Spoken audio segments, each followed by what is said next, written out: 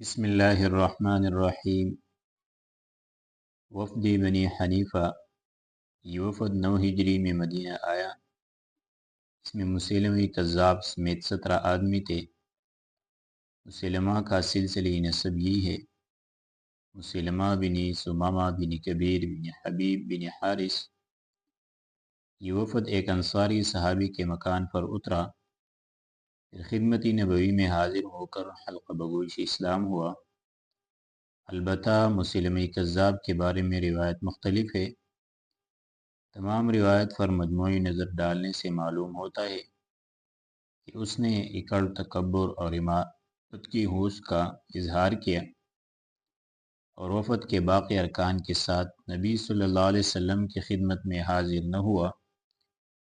نبی صلی اللہ علیہ وسلم نے پہلے تو قولاً اور فعلاً اچھے اور شریفانہ برتاؤ کے ذریعہ اس کی دلجوئی کرنی چاہی، لیکن جب دیکھا کہ اس شخص پر اس برتاؤ کا کوئی مفید اثر نہیں پڑا تو آپ صلی اللہ علیہ وسلم نے اپنی فراست سے تاڑ لیا کہ اس کے اندر شر ہے۔ اس سے قبل نبی صلی اللہ علیہ وسلم یہ خواب دیکھ چکے تھے کہ آپ کے پاس روئے زمین کے خزانے لا کر رکھ دیے گئے ہیں اور اس میں سے سونے کے 2 کنگن آپ کے ہاتھ میں آ پڑے ہیں۔ آپ کو یہ دونوں بہت گراں اور رنج محسوس ہوئے، چنانچہ آپ کو وحی کی گئی کہ ان دونوں کو پھونک دیجیے۔ آپ نے پھونک دیا تو وہ دونوں اڑ گئے۔ اس کی تعبیر آپ نے یہ فرمائی کہ آپ کے بعد 2 کذاب پرلے درجے کے جھوٹے نکلیں گے۔ چنانچہ جب مسیلمہ کذاب نے اکڑ اور انکار کا اظہار کیا، وہ کہتا تھا کہ اگر محمد صلی اللہ علیہ وسلم نے کاروباری حکومت کو اپنے بعد میرے حوالے کرنا طے کیا تو میں ان کی پیروی کروں گا۔ تو رسول اللہ صلی اللہ علیہ وسلم اس کے پاس تشریف لے گئے۔ اس وقت آپ کے ہاتھ میں کھجور کی ایک شاخ تھی اور آپ کے ہمراہ آپ کے خطیب حضرت ثابت بن قیس بن شماس رضی اللہ عنہ تھے۔ مسیلمہ اپنے ساتھیوں کے درمیان موجود تھا۔ آپ اس کے سر پر جا کھڑے ہوئے اور گفتگو فرمائی۔ اس نے کہا، اگر آپ چاہیں تو ہم حکومت کے معاملے آپ کو آزاد چھوڑ دیں، لیکن اپنے بعد اس کو ہمارے لیے طے فرما دیں۔ آپ نے کھجور کی شاخ کی طرف اشارہ کرتے ہوئے فرمایا، اگر تم مجھ سے یہ ٹکڑا چاہو گے تو تمہیں یہ بھی نہ دوں گا، اور تم اپنے بارے میں اللہ کے مقرر کیے ہوئے فیصلے سے آگے نہیں جا سکتے، اور اگر تم نے پھیری تو اللہ تمہیں توڑ کر رکھ دے گا۔ خدا کی قسم، میں تجھے وہی شخص سمجھتا ہوں جس کے بارے میں مجھے وہ خواب جو دکھلایا گیا ہے، اور یہ ثابت بن قیس ہے جو تمہیں میری طرف سے جواب دے گی۔ اس کے بعد آپ واپس چلے آئے۔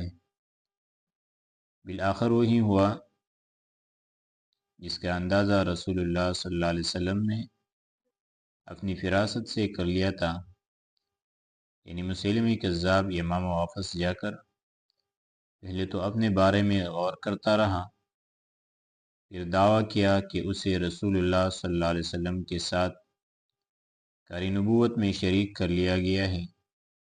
چنانچہ اس نے نبوت کا دعویٰ کیا اور سجا گڑھنے لگا، اپنے قوم کے لیے زنا اور شراب حلال کر دی، اور ان سب باتوں کے ساتھ ساتھ رسول اللہ صلی اللہ علیہ وسلم کے بارے میں یہ شہادت بھی دیتا رہا کہ آپ اللہ کے نبی ہیں۔ اس شخص کی وجہ سے اس کی قوم فتنے میں پڑ کر اس کی پیروکار اور ہم آواز بن گئی۔ نتیجتاً اس کا معاملہ نہایت سنگین ہو گیا۔ اس کی اتنی قدر و منزلت ہوئی کہ اسے یمامہ کا رحمان کہا جانے لگا۔ اب اس نے رسول اللہ صلی اللہ علیہ وسلم کو ایک خط لکھا، مجھے اس کام میں آپ کے ساتھ شریک کر دیا گیا ہے۔ آدھی حکومت ہمارے لیے ہے اور آدھی قریش کے لیے۔ رسول اللہ صلی اللہ علیہ وسلم نے جواب میں لکھا، زمین اللہ کی ہے، وہ اپنے بندوں میں سے جسے چاہتا ہے اس کا وارث بناتا ہے، اور انجام متقیوں کے لیے ہے۔ ابن مسعود رضی اللہ عنہ سے روایت ہے کہ ابن نواحہ اور ابن اسال مسلمہ کے قاصد بن کر نبی صلی اللہ علیہ وسلم کے پاس آئے تھے۔ آپ نے دریافت فرمایا، تم دونوں شہادت دیتے ہو کہ میں اللہ کا رسول ہوں؟ انہوں نے کہا، ہم شہادت دیتے ہیں کہ مسلمہ اللہ کا رسول ہے۔ نبی صلی اللہ علیہ وسلم نے فرمایا، میں اللہ اور اس کے رسول محمد صلی اللہ علیہ وسلم پر ایمان لایا۔ اگر میں کسی قاصد کو قتل کرتا تو تم دونوں کو قتل کر دیتا۔ مسلم کذاب نے 10 ہجری میں نبوت کا دعویٰ کیا تھا اور ربیع الاول 12 ہجری میں بعہد خلافت صدیقی امامہ کے اندر قتل کیا گیا۔ اس کا قاتل وہی وحشی تھا جس نے حضرت حمزہ رضی اللہ عنہ کو قتل کیا تھا۔ ایک مدعی نبوت تو یہ تھا جس کا یہ انجام ہوا، ایک دوسرا مدعی نبوت اسود عنسی تھا جس نے یمن میں فساد برپا کر رکھا تھا۔ اسے نبی صلی اللہ علیہ وسلم کی وفات سے صرف ایک دن اور ایک رات پہلے حضرت فیروز رضی اللہ عنہ نے قتل کیا۔ پھر آپ کے پاس اس کے متعلق وحی آئی اور آپ نے صحابہ کرام کو اس واقعے سے باخبر کیا۔ اس کے بعد یمن سے حضرت ابوبکر رضی اللہ عنہ کے پاس باقاعدہ خبر آئی۔ نمبر 14، وفد بنی عامر بن صعصعہ، عربد بن قیس، خالد بن جعفر اور جبار بن اسلم شامل تھے۔ یہ سب اپنی قوم کے سربردہ اور شیطان تھے۔ عامر بن طفیل وہی شخص ہے جس نے بئر معونہ پر 70 صحابہ کرام کو شہید کرایا تھا۔ ان لوگوں نے جب مدینہ آنے کا ارادہ کیا تو عامر اور عربد نے باہم سازش کی کہ نبی صلی اللہ علیہ وسلم کو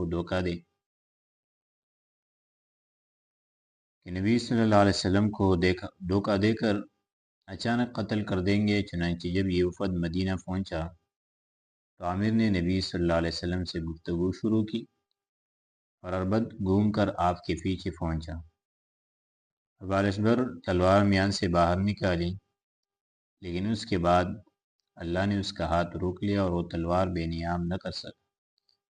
اللہ نے اپنے نبی کو محفوظ رکھا۔ نبی صلی اللہ علیہ وسلم نے ان دونوں پر بددعا کی، جس کا نتیجہ یہ ہوا کہ واپسی پر اللہ نے عربد اور اس کے اونٹ پر بجلی گرا جس سے عربد جل مرا۔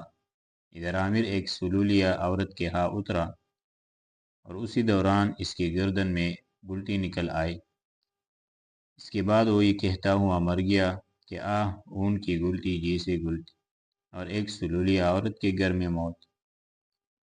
صحیح بخاری کی روایت ہے کہ عامر نے نبی صلی اللہ علیہ وسلم کے پاس آ کر کہا، میں آپ کو 3 باتوں کا اختیار دیتا ہوں۔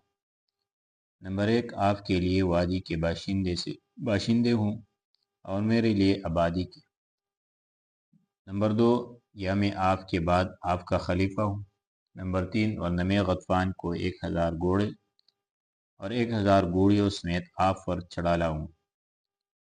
اس کے بعد وہ ایک عورت کے گھر میں طاعون کا شکار ہو گیا، جس پر اس نے فرط غم سے کہا، کیا اون کی گلٹی جیسی گلٹی، اور وہ بھی بنی فلاں کی ایک عورت کے گھر میں۔ میرے پاس میرا گھوڑا لاؤ۔ پھر وہ سوار ہوں اور اپنے گھوڑے ہی پر مر گیا۔ نمبر 15، وفد تجیبہ، یہ وفد اپنے قوم کے صدقات کو جو فقراء سے فاضل بچ گئے تھے لے کر مدینہ آیا۔ وفد میں 13 آدمی تھے جو قرآن سنن پوچھتے اور سیکھتے تھے۔ انہوں نے رسول اللہ صلی اللہ علیہ وسلم سے کچھ باتیں دریافت کی تو آپ نے وہ باتیں انہیں لکھ دے۔ وہ زیادہ عرصہ نہیں ٹھہرے۔ جب رسول اللہ صلی اللہ علیہ وسلم نے انہیں تحائط سے نوازا تو انہوں نے اپنے ایک نوجوان کو بھی بھیجا جو ڈیرے پر پیچھے رہ گیا تھا۔ نوجوان نے حاضر خدمت ہو کر عرض کیا، حضور، خدا کی قسم مجھے میرے علاقے سے اس کے سوا کوئی اور چیز نہیں لائی ہے کہ آپ اللہ عز و جل سے میرے لیے یہ دعا فرما دیں کہ وہ مجھے اپنی بخشش اور رحمت سے نوازے اور میری مالداری میرے دل میں رکھ دے۔ آپ نے اس کے لیے یہ دعا فرمائی۔ نتیجہ یہ ہوا کہ وہ شخص سب سے زیادہ قناعت پسند ہو گیا، اور جب ارتداد کی لہر چلی تو صرف یہی نہیں کہ وہ اسلام پر ثابت قدم رہا بلکہ اپنے قوم کو واعظ و نصیحت کی تو وہ بھی اسلام پر ثابت قدم رہی۔ پھر اہل وفد نے حجۃ الوداع 10 ہجری میں نبی صلی اللہ علیہ وسلم سے دوبارہ ملاقات کی۔ نمبر 16 وفد طوئی، اس وفد کے ساتھ عرب کے مشہور شاہ سوار زید الخیل بھی تھے۔ ان لوگوں نے جب نبی صلی اللہ علیہ وسلم سے گفتگو کی اور آپ نے ان پر اسلام پیش کیا تو انہوں نے اسلام قبول کر لیا اور بہت اچھے مسلمان ہوئے۔ رسول اللہ صلی اللہ علیہ وسلم نے حضرت زید کی تعریف کرتے ہوئے فرمایا کہ مجھ سے عرب کے جس کسی آدمی کو خوبی بیان کی گئی اور پھر وہ میرے پاس آیا تو میں نے اسے اس کی شہرت سے کچھ کمتر ہی پایا، مگر اس کے برعکس زید الخیل کی شہرت ان کی خوبیوں کو نہیں پہنچ سکی اور آپ نے ان کا نام زید الخیر رضی اللہ عنہ رکھ دیا۔ اس طرح 9 ہجری اور 10 ہجری میں فے در فے وفود آئے۔ اہل سیر نے یمن، ازد، خزاع کے بنی سعد، حزیم، بنی عامر بن قیس، بنی اسد، بحرا، خولان، محارب، بنی حارث بن کعب، حامد، بنی منتفق، سلامان، بنی عبس، مزینہ، مراد، زبید، کندہ، زیمرہ، غسان، بنی عیش اور نخع کے وفود کا تذکرہ کیا ہے۔ نخع کا وفد آخری وفد تھا جو محرم 11 ہجری کے وسط میں آیا تھا اور 200 آدمیوں پر مشتمل تھا۔ باقی بیشتر وفود کی آمد 9 ہجری اور 10 ہجری میں ہوئی تھی، صرف بعض وفود 11 ہجری تک متاخر ہوئے تھے۔ ان وفود کی فے بفے آمد سے پتہ لگتا ہے کہ اس وقت اسلامی دعوت کو کس قدر فروغ اور قبول عام حاصل ہو چکا۔ اس سے یہ بھی اندازہ ہوتا ہے کہ اہل عرب مدینہ کو کتنی قدر اور تعظیم کی نگاہ سے دیکھتے تھے، حتیٰ کہ اس کے سامنے سپر انداز ہونے کے سوا کوئی چارہ کار نہیں سمجھتے تھے۔ در حقیقت مدینہ جزیرۃ العرب کا دارالحکومت بن چکا تھا اور کسی کے لیے اس سے صرف نظر ممکن نہ تھا۔ البتہ ہم یہ نہیں کہہ سکتے کہ ان سب لوگوں کو دلوں میں دین اسلام اثر کر چکا تھا، کیونکہ ان میں ابھی بہت سے ایسے پکڑ بدو تھے جو محض اپنے سرداروں کی مطابعت میں مسلمان ہو گئے تھے، ورنہ ان میں قتل و غارت گری کا جو رجحان جڑ پکڑ چکا تھا اس سے وفاق صاف نہیں ہوئے تھے اور ابھی اسلامی تعلیمات نے انہیں پوری طور پر مہذب نہیں بنایا تھا۔ چنانچہ قرآن کریم کے سورۃ توبہ میں ان کے بعض افراد کے اوصاف یوں بیان کیے گئے ہیں: الاعراب اشد کفرا ونفاقا واجدر الا يعلم حدود ما انزل الله على رسوله والله علیم حکیم من الاعراب من يتخذ ما ينفق مغرما ويتربص بكم الدوائر عليهم دائرة السوء والله سمیع علیم۔ اعراب بدو کفر و نفاق میں زیادہ سخت ہیں اور اس بات کے زیادہ لائق ہیں کہ اللہ نے اپنے رسول پر جو کچھ نازل کیا ہے اس کے حدود کو نہ جانے اور اللہ جانے والا حکمت والا ہے۔ اور بعض اعراب جو کچھ خرچ کرتے ہیں اسے تاوان سمجھتے ہیں اور تم پر گردشوں کا انتظار کرتے ہیں، انہی پر بری گردش ہے اور اللہ سننے والا جاننے والا ہے۔ جبکہ کچھ دوسرے افراد کی تعریف کی گئی ہے اور ان کے بارے میں یہ فرمایا گیا ہے: اور بعض اعراب اللہ اور آخرت کے دن پر ایمان رکھتے ہیں اور جو کچھ خرچ کرتے ہیں اسے اللہ کی قربت اور رسول کی دعاؤں کا ذریعہ بناتے ہیں۔ یاد رہے کہ یہ ان کے لیے قربت کا ذریعہ ہے، ان قریب اللہ انہیں اپنے رحمت میں داخل کریں گا، بے شک اللہ غفور رحیم۔ جہاں تک مکہ، مدینہ، ثقیف، یمن اور بحرین کے بہت سے شہری باشندوں کا تعلق ہے تو ان کے اندر اسلام پختہ تھا اور انہی میں سے کبار صحابہ کرام رضی اللہ عنہم اجمعین اور سادات مسلمین ہوئے۔ دعوت کی کامیابی اور اثرات انشاءاللہ آگے درس میں ذکر کریں۔